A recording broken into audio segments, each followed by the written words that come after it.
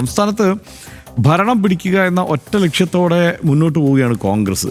10 വർഷമായി ഭരണത്തിന് പുറത്തിരിക്കുന്ന കോൺഗ്രസിനെ സംബന്ധിച്ചിടത്തോളം 2026 നിയമസഭാ തെരഞ്ഞെടുപ്പ് ഒരു ജീവൻ മരണ പോരാട്ടം തന്നെയാണ്. പ്രതിപക്ഷത്തിരുന്ന് മടുത്തു എന്ന വികാരം നേതാക്കളിലും അണികളിലും ഒരുപോലെ ശക്തമാണ്.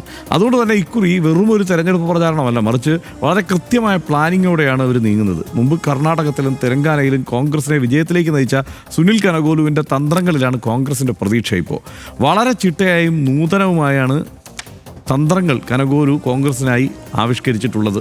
അങ്ങനെയൊക്കെയാണ് ഇപ്പോൾ പുറത്തു വരുന്ന റിപ്പോർട്ടുകൾ.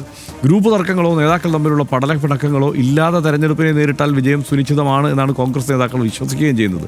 പക്ഷേ ഇനിയാണ് ഈ സീറ്റ് ചർച്ചകളിലേക്കും അത്തരം തർക്കങ്ങളിലേക്കുമൊക്കെ പോവുക എന്നുള്ളത് കൊണ്ട് തന്നെ അതെന്ത് സംഭവിക്കും എന്നുള്ളത് കാത്തിരുന്ന് കാണണം. തദ്ദേശ തെരഞ്ഞെടുപ്പിലെ തകർപ്പൻ ജയം കോൺഗ്രസിന് നൽകിയ ആത്മവിശ്വാസം എന്തായാലും ചെറുതല്ല.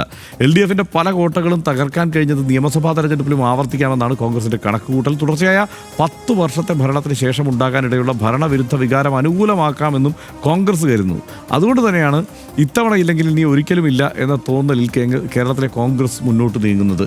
നിർണായകമായ തെരഞ്ഞെടുപ്പിൽ മുന്നേറ്റം ഉണ്ടാക്കി ഭരണം നേടാൻ കോൺഗ്രസിന് സാധിക്കുമോ എന്നുള്ളത് നമ്മൾ കാത്തിരുന്ന് കാണണം. എന്തായാലും വളരെ അഗ്രസീവായ ഒരു മുദ്രാവാക്യം മുന്നോട്ട് വെച്ചുകൊണ്ട് നീങ്ങുക എന്നുള്ളതാണ് ഇപ്പോൾ പ്ലാൻ. അതുകൊണ്ടാണ് ഈ കടക്കു പുറത്ത് എന്നൊക്കെയുള്ള മുദ്രാവാക്യം ഉണ്ടാവുന്നത് എന്നുള്ളത് നമുക്ക് കരുതാം.